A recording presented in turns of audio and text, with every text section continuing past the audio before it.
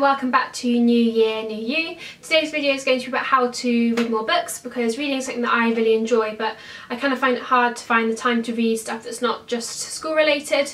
And so when you have the time to read, you want to read something that you're going to really enjoy. So I know there's tons and tons of great books out there. These are just a couple that I would recommend that I've enjoyed, and I'm going to kind of split them by genre and say if you enjoy this book, you might enjoy this one too, kind of thing. But definitely leave all your recommendations in the comment section below and I'll check them out, and you can ask me any questions if you want to as well in the comment section too. So let's get started.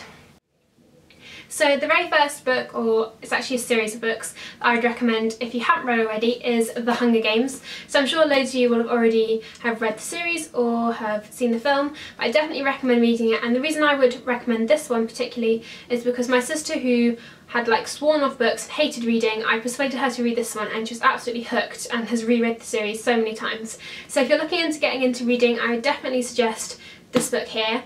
Having said that, lots of you will have probably already read these books and hopefully have enjoyed them too. So if you do enjoy this kind of genre, kind of dystopia type teenage characters book, I'd also recommend reading The Maze Runner by James Dashner, and this is also a series. There is I think 3 books in it, and I think there's also a kind of parallel series too. So I'd recommend reading this one if you enjoyed that. And the same kind of genre is City of Bones by Cassandra Clare, and again this is a series, and there's also kind of a parallel series as well, which is based around the same theme but with different characters. So that's another one you could check out, and this kind of has a romantic element to it as well if you enjoy that kind of thing. And the last one in that kind of genre that I would recommend is Divergent by Veronica Roth. Again, it's teenage main character in it, and it's just a really, really great book. So these are the kinds of ones in the, I'm just going to call it the Hunger Games genre. You'll know what I mean if you've read that. So these are the ones here, and I hope you enjoy reading these.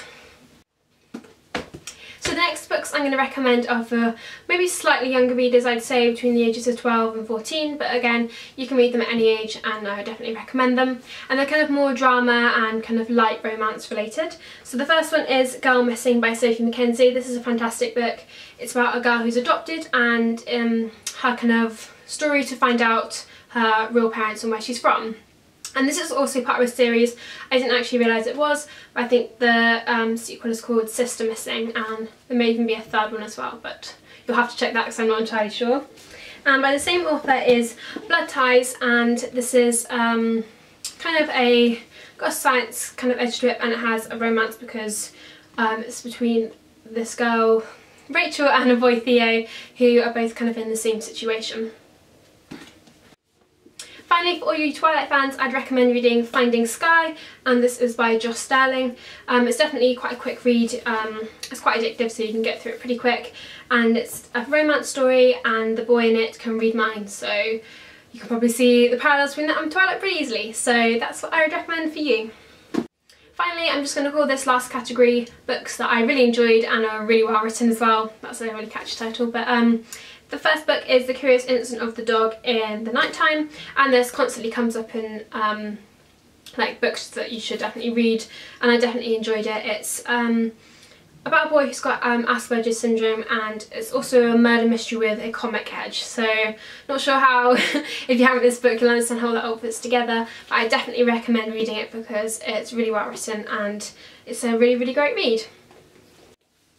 The other one is If I Stay, and I won't tell you too much about this book because I might give it away, but it's about a girl that's put into kind of life and death situation, and I just thought it was a really good take on the theme that's in this book. And this is again kind of with a teenage main character, so it's easy to relate to if you're kind of my age as well. The other one is Of Mice and Men. Now, you might be groaning if you've had to read this for school, or if you haven't then you won't know what I'm talking about, but this is definitely a book that you should read just because it's so popular and well known, and it's definitely a book you need to read into. Don't be fooled by how thin it is. It looks like you get through it pretty quick, but there's so much imagery and stuff in it that you really need to read into, and when you understand kind of what it means, you'll understand what a great writer Steinbeck is. And this is a really great one for starting off if you want to do English to study later in life, kind of at college or university. This is one that's really, really great to mention in like personal statements and that kind of thing, and also to really get the hang of analysing stuff in great detail. And the very last book I'm going to recommend is the one that I've literally just finished, and I read it in a day because I couldn't put it down, and that is The Fault in Our Stars by John Green. This will be well known to many of you, I'm sure, that are in the kind of YouTube community, because John Green is one half of Vlogbrothers if you watch his videos. And this is about two characters that have cancer and their journey together, and it's kind of romantic. It's definitely witty and well written, and I definitely recommend it. Don't be put off by the fact that it is about cancer. It's definitely not a kind of cancer book.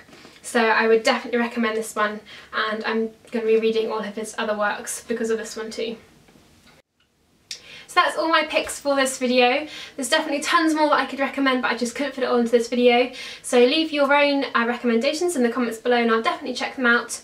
And if you're finding it hard to find time to read, then I definitely recommend just leaving maybe 10 to 15 minutes before you go to bed each night, and you can get through books pretty quickly then. Or just having one in your bag when you're out and about, so if you're waiting around or you're on the bus, something like that, you can just whip out your book and you'll have something to do. So I really hope you've enjoyed this video and that you'll enjoy reading some of these books if you do go out and get them.